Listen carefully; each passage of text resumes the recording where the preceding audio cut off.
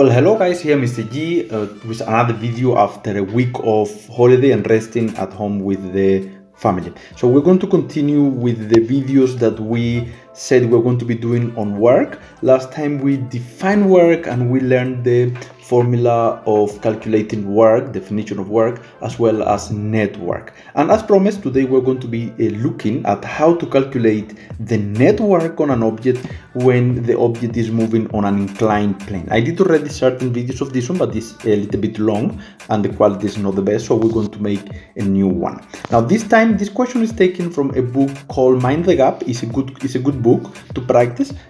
So we're going to solve this question and see how to calculate the net work of done on an object, or net work by the force, net force, done on an object when it's moving on an inclined plane. Now this question says a crate of mass 70 kg slides down a rough incline that make an angle of 20 degrees with the horizontal, as shown in the diagram below. The crate experiences a constant frictional force of magnitude 190 Newton during its motion down the incline. The force acting on the crate are represented by R, S, and T. And here on this side, here you can see the force diagram acting there on that specific box. So we have T, we have R, and we have S. We know those forces have certain names. For instance, T, you know that T corresponds to frictional force. You know that R corresponds to the normal force, and you know that S corresponds to weight. Okay, so this is important to know. We have now those three forces, and they ask calculate. Let's go to the question. We didn't look at the question. Label the forces R, S, and T, and that is the first question. We already label them. The crate passes point 8 at the speed of 2 meters per second and move a distance of 12 meters before reaching point B. So the speed of the object at point A, at this point, is going to be equal to 2 meters per second. Okay? And the question said calculate the net work done on the crate during its motion from A to B. So calculate the net work here. That is the question at this point. Work net. That is the question mark. Okay, so now for this work, the first thing we're going to be doing is the actual free body diagram. That one you have there is a force diagram, so we don't want that one. We want the free body diagram. And now we're going to take the x-axis parallel to the surface. In other words, this is the x-axis pointing downward because the object is moving downward, and this x-axis will correspond to the displacement. That is important because it will help us with the angles between the force and the displacement in each of the cases. This is the y-axis perpendicular to the y-axis, but to the x-axis, sorry, and then we're going to represent the forces there. So here we have the frictional force. We have weight pointing down, straight down, not down the incline, and we have the normal, which is perpendicular to the surface. Okay, so this is the first thing we have to know. Now, before we do anything there, they ask us to calculate work net. So how do you calculate net work? There are two ways of calculating net work.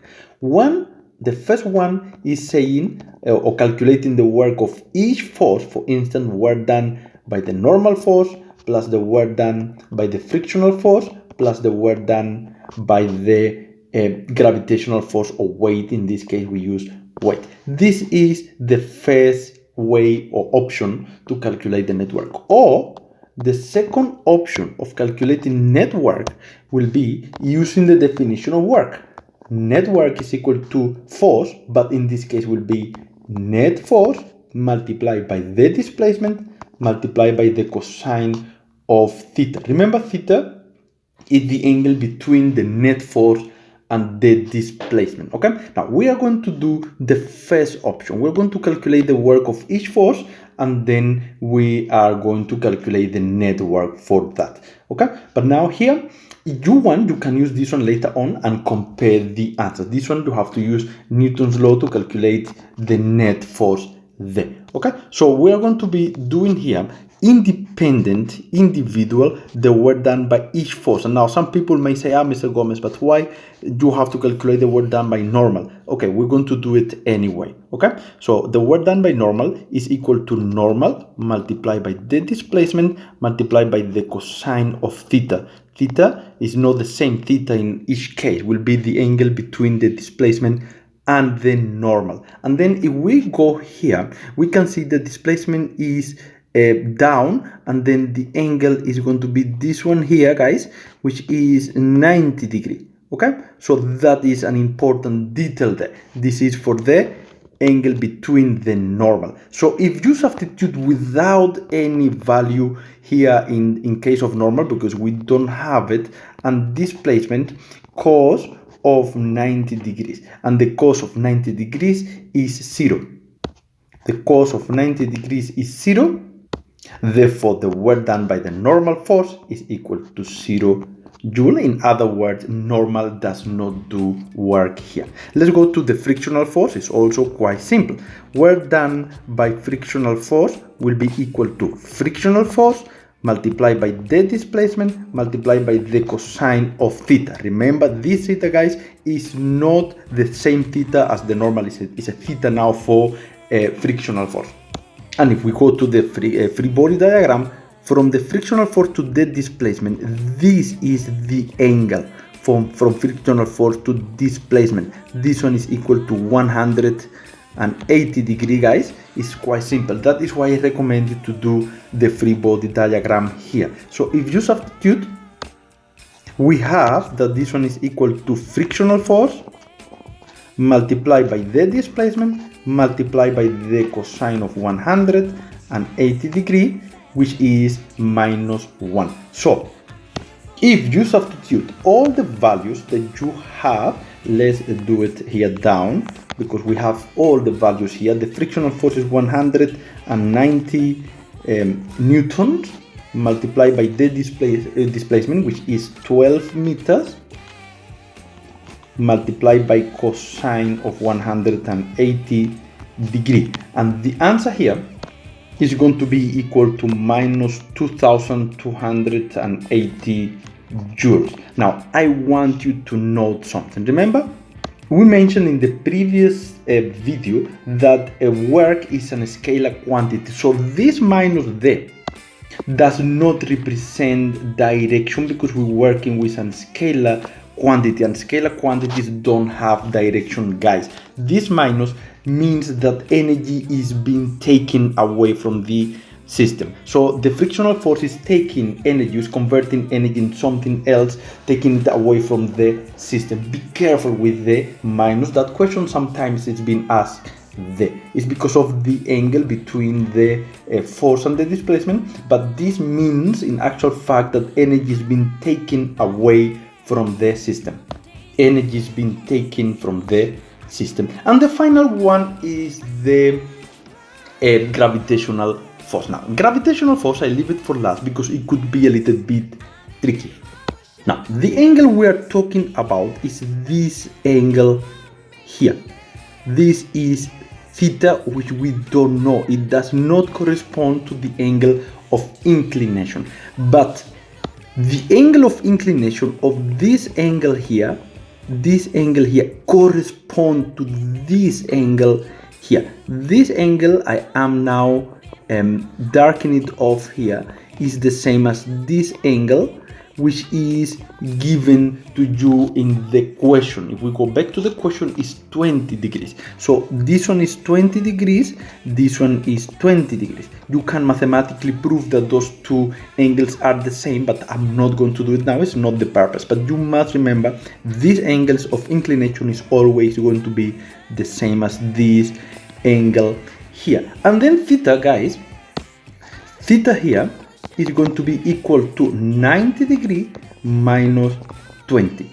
That is going to be how to calculate the angle of the gravitational force and the displacement. Now, if the object was moving up, then it's another story. If the object was moving up, and I'm saying if, then the angle would be this one, which will be then 90 plus 20. So if it's moving down, you use this one.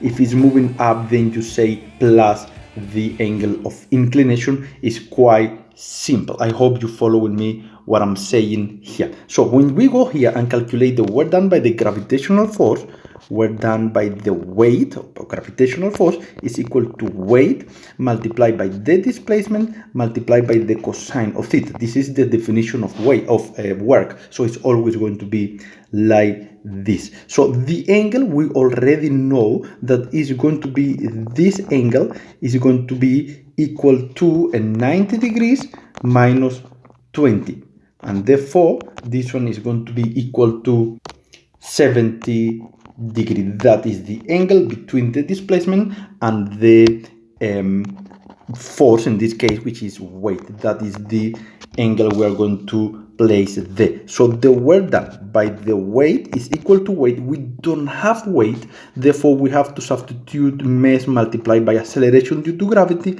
multiplied by the displacement multiplied by the cosine of 70 degree, and is quite simple. Some people use the components. I don't like it. I think this one is easier. It's very simple, very easy to remember, but there is other options to do the question. So if you come here and you substitute,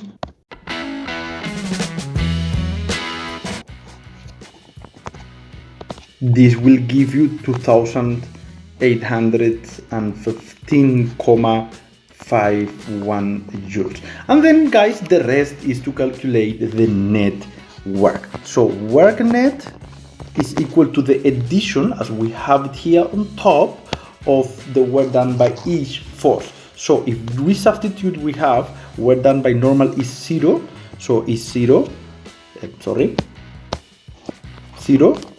plus the work done by the frictional force, which is minus 2,280. You don't have to write the bracket, you can substitute already the minus there. It's not a need for this one. Plus 2,815,51, and the final answer is going to be 535,51 joules. And guys, this is how to calculate the net work when the object is moving on an inclined plane. It's quite simple. The more tricky part could be the angle between the weight or gravitational force and the displacement, but I think this way is quite simple, and this is the question. This is how to calculate the net work. Now, I recommend you to try this way. Calculate the net force acting on this object is quite simple, and then see if you get the correct or the same answer as me. But thank you for watching, guys. It's quite simple. It's just how to calculate the net work when the object is moving on an inclined plane. Next time we're going to be doing very briefly the work energy theorem. Is a new definition and is quite important, and I'll see you next time. Thank you for watching. Thank you for waiting for a week without videos. I'll see you next time. Subscribe for the channel. Time up. I'll see you, Mr. G here.